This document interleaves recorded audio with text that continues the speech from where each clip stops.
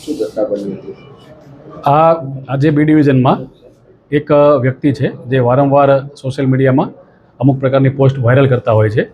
તો આ નવરાત્રિના તહેવાર દરમિયાન કોઈ કાયદો અને વ્યવસ્થાની પરિસ્થિતિને અનુરૂપ કોઈ એવો વિડીયો એમના દ્વારા વાયરલ કરવામાં ન આવે એ બાબત એને સમજાવવા માટે અહીંયા બોલાવવામાં આવેલી હતી.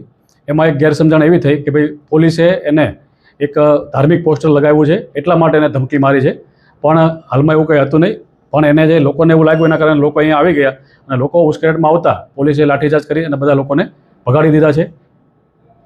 કેટલા સાહેબ ટીયર ગેસ છોડવાની ફરજ પડી? ના, હાલમાં તો અમારે કોઈ એવી જાણ નથી થયેલી. ટીયર ગેસ છોડવાની કોઈ ફરજ નથી પડેલી, પણ એ લોકોને સમજાવટથી અમે આ બધા આગેવાનો સાથે ફૂટ પેટ્રોલિંગ કરી અને બધાને એવો મેસેજ આપવા માટે કોશિશ કરી છે કે ભાઈ એવો કાયદો અને વ્યવસ્થાને લગતી એવી કોઈ બાબત નથી, પણ જે આ ટોળું આવેલું હતું એને વિખેરવા માટે અમે લાઠીચાર્જ કરેલો હતો.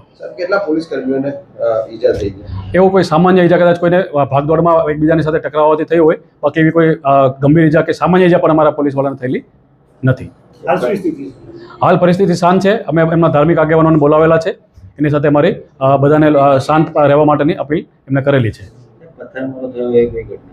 પથ્થરમારોમાં તો એ લોકો જે પાછળથી જે મારી ગાડી ગઈ હતી વજ્ર ગાડી, એમાં પથ્થરમારો થયેલો. તાત્કાલિક પોલીસે ત્યાં પહોંચી અને પરિસ્થિતિને કાબૂમાં લઈ લીધેલી.